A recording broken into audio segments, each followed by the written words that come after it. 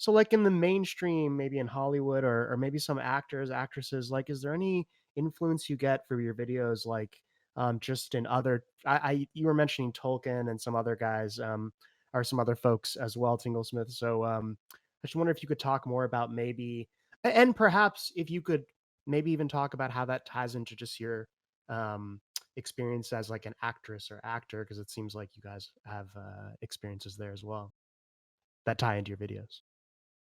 Yeah, I mean, I think, some of the collabs I've arranged based on Arthurian legend. Hmm. Um, my wizard is Merlin, pretty much, but also maybe a tiny little mix of Gandalf in there as well.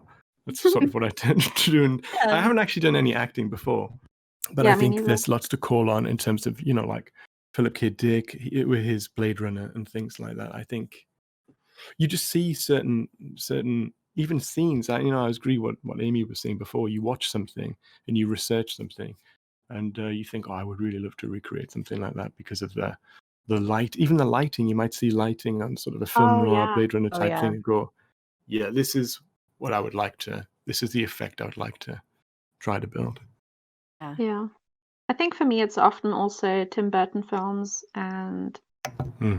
also like Harry Potter, also Lord of the Rings, although I haven't done much with Lord of the Rings and The Hobbit yet, but anything whimsical and just, something that makes you kind of go, "Oh, I love this." Like, I don't know how to Yeah. explain it. I Because like with it. Tim Yeah. Burton, it's like creepy, but it's also because I haven't really done many creepy things, and I kind of want to do more of them in the future. But if it has a good soundtrack, it's already kind of like I can write down stories by listening to game soundtracks like Ori and the Blind Forest or all sorts. Everything's inspiring. Everything. I agree. Everything is inspiring for me. I have so many things that I love. I have like I don't know. It's one of those things where like I can never pay attention to one thing for too long. So what ends Yes. up happening is I make a video about everything. So I mean, I could say that my main things are like Star Wars and Game of Thrones, but really at the same time I'm like, but also every video game I've ever played. Like Yeah. so Yeah. but like also every single movie that I've ever seen that I thought was amazing. So there's no really one or I suppose most of it is Star Wars and Game of Thrones because I've made most of my videos around that sort of theme, but it's really just everything. Yeah. Yeah. I think for me, obviously, like it's my genre is like medieval fantasy, so there's a lot within that genre that I can pull from. Lord of Mm. the Rings, definitely. Dungeons and Dragons, definitely. I don't Yeah. Oh hell necessarily yeah. go into like intense gameplay, like jargon when I'm making my videos, but in my head, I have like a stat, like a character sheet for each of my characters, and I would know what their stats are.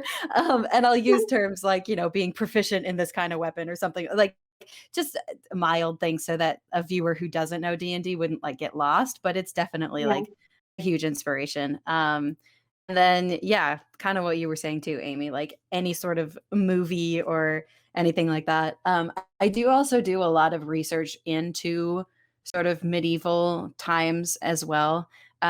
Obviously, like my world is a fantasy world, so it's not all going to be exactly the same, but I try to keep things relatively similar, like in the same sort of genre. Like when I talk about different types of alcohol or different types of like meads and ales and things like that, like I've actually done a decent amount of research into that so that I know that I'm talking about things that are like actually in the times.